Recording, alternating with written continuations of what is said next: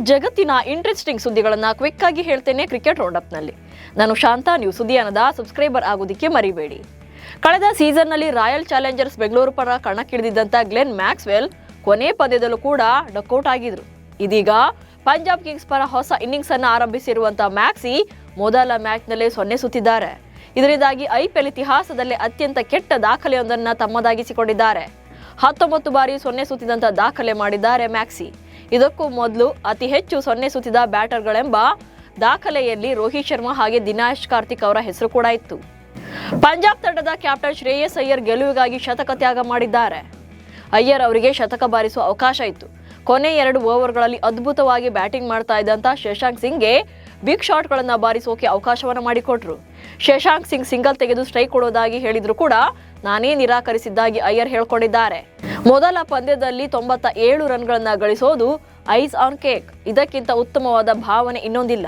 ಸಂದರ್ಭಕ್ಕೆ ತಕ್ಕ ಜವಾಬ್ದಾರಿಯನ್ನು ತೆಗೆದುಕೊಳ್ಳುವುದು ನನಗೆ ಮುಖ್ಯವಾಗಿತ್ತು ಅಂತ ಅಯ್ಯರ್ ಹೇಳ್ಕೊಂಡಿದ್ದಾರೆ. ಕುಣಿಯೋಕೆ ಬಾರದವರು ನೆಲ ಡೊಂಕು ಅಂದ್ರಂತೆ. ಇದೀಗ ಕೋಲ್ಕತ್ತಾ ನೈಟ್ ರೈಡರ್ಸ್ ತಂಡದ ಸ್ಥಿತಿ ಹೀಗೆ ಆಗಿದೆ. ಕೆಕೆಆರ್ ತವರಿನಲ್ಲಿ 7 ಪಂದ್ಯಗಳನ್ನಾಡಲಿದೆ. ಈಡನ್ ಗಾರ್ಡನ್ಸ್ ಮೈದಾನದಲ್ಲಿ 7 ಪಂದ್ಯಗಳು ನಡೆಯಲಿವೆ. ಮೊದಲ ಪಂದ್ಯದಲ್ಲಿ ಸೋತಿರುವಂತಹ ಕೋಲ್ಕತ್ತಾ ತಂಡ ಇದೀಗ ಪಿಚ್ ಬಗ್ಗೆ ಅಪಸ್ವರ ಎತ್ತಿದೆ. ಕೆಕೆಆರ್ ತಂಡದ ನಾಯಕ ಅಜಿಂಕ್ಯ ರಹಾನೆ ಸ್ಪಿನ್ ಬೌಲರ್ಗಳಿಗೆ ಸಹಾಯಕವಾಗುವಂತ ಪಿಚ್ ನಮಗೆ ಬೇಕು, ಈ ಪಿಚ್ ಬದಲಾಯಿಸಿ ಅಂತ ಮನವಿ ಮಾಡಿದ್ದಾರೆ. ಲಕ್ನೋ ಸೂಪರ್ ಜೈಂಟ್ಸ್ ಪರ ಚೊಚ್ಚಲ ಪಂದ್ಯದಲ್ಲೇ 0 ಸುತ್ತಿದ್ರು ಕೂಡ ರಿಷಬ್ ಪಂತ್ಗೆ 2 ಕೋಟಿ ರೂಪಾಯಿ ಜಾಕ್ಪಾಟ್ ಸಿಕ್ಕಿದೆ. ಈ ಬಾರಿಯ ಮೆಗಾ ಹರಾಜಿನ ಮೂಲಕ ಎಲ್ಎಸ್ಜಿ ಫ್ರಾಂಚೈಸಿ ಪಂತ್ ಅವರನ್ನ ಬರೋಬ್ಬರಿ 27 ಕೋಟಿ ರೂಪಾಯಿಗೆ ಖರೀದಿ ಮಾಡಿದೆ. ಇದರ ಜೊತೆಗೆ 14 ಪಂದ್ಯಗಳಲ್ಲಿ ಕಣಕ್ಕಿಳಿದಂತ ಆಟಗಾರರಿಗೆ ಬಿಸಿಸಿಐ ಕಡೆಯಿಂದ 1.5 ಕೋಟಿ ರೂಪಾಯಿ ಪಂದ್ಯ ಶುಲ್ಕ ಸಿಗಲಿದೆ. ಇದೀಗ 0 ಸುತ್ತಿದ್ರು ಕೂಡ ರಿಷಬ್ ಪಂತ್ ಮೊದಲ ಮ್ಯಾಚ್ನಿಂದ 2 ಕೋಟಿ ರೂಪಾಯಿನ ಜೇಬಿಗಿಳಿಸಿಕೊಂಡಿದ್ದಾರೆ. ಚೆನ್ನೈ ಸೂಪರ್ ಕಿಂಗ್ಸ್ ಮತ್ತು ಆರ್ಸಿಬಿ ನಡುವಿನ ಹೈ ವೋಲ್ಟೇಜ್ ಪಂದ್ಯ ನೋಡೋಕೆ ಫ್ಯಾನ್ಸ್ ಕಾಯ್ತಿದ್ದಾರೆ. ಇದರ ನಡುವೆ ಆರ್ಸಿಬಿ ಹಾಗೆ ಕಿಂಗ್ ಕೊಹ್ಲಿಯನ್ನ ಕಟ್ಟಿ ಹಾಕೋಕೆ ಸಿಎಸ್ಕೆ ಸ್ಪಿನ್ ವ್ಯೂಹವನ್ನ ರೆಡಿ ಮಾಡಿದೆ. ಕೆಕೆಆರ್ ಪಂದ್ಯದಲ್ಲಿ ಸಿಡಿದಿರುವಂತಹ ವಿರಾಟ್ ಕೊಹ್ಲಿ ಚಪಾಕ್ನಲ್ಲಿ ಚೆನ್ನೈ ಬೇಟೆಗೆ ರೆಡಿಯಾಗಿದ್ದಾರೆ. ಈ ರಣಬೇಟೆಗಾರನನ್ನ ಹಣಿಯೋಕೆ ಸ್ಪಿನ್ ಎಂಬ ಬ್ರಹ್ಮಾಸ್ತ್ರವನ್ನ ಚೆನ್ನೈ ಪ್ರಯೋಗ ಮಾಡೋಕೆ ರೆಡಿಯಾಗಿದೆ. ವಿರಾಟ್ ಕೊಹ್ಲಿಗೆ ಸ್ಪಿನ್ ವೀಕ್ನೆಸ್ ಇದೆ. ಇದರ ಮೇಲೆ ವರ್ಕೌಟ್ ಮಾಡ್ತಿದೆ ಚೆನ್ನೈ ಟೀಮ್. ಆಸ್ಟ್ರೇಲಿಯಾದ ಮಾಜಿ ಶ್ರೇಷ್ಠ ಬ್ಯಾಟ್ಸ್ಮನ್ ಮ್ಯಾಥ್ಯೂ ಹೇಡನ್ ಆರ್ಸಿಬಿಯನ್ನು ಹೊಗಳಿದ್ದಾರೆ. ಈ ಬಾರಿ ಆರ್ಸಿಬಿ ತಂಡದಲ್ಲಿ ಏನೋ ವಿಶೇಷತೆ ಇದೆ.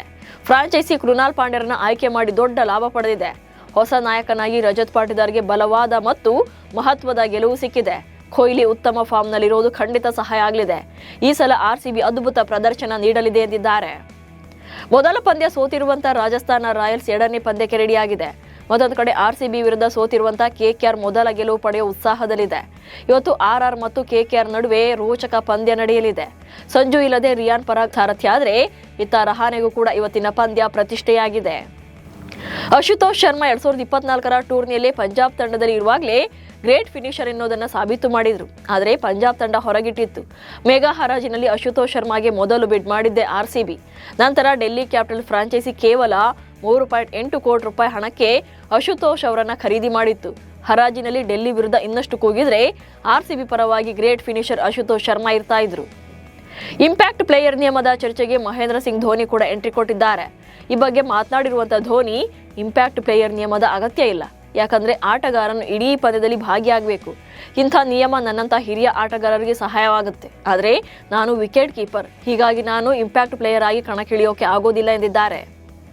ಲಕ್ನೋ ಸೋಲಿಗೆ ಎಲ್ಲರೂ ನಾಯಕ ರಿಷಬ್ ಪಂತ್ ಕಡೆ ಬೊಟ್ಟು ಮಾಡ್ತಾ ಇದ್ರೆ ಭಾರತದ ಮಾಜಿ ಆಟಗಾರ ಅಂಬಾಟಿ ರಾಯುಡು ರಿಷಬ್ ರನ್ನ ಸಮರ್ಥಿಸಿಕೊಂಡಿದ್ದಾರೆ.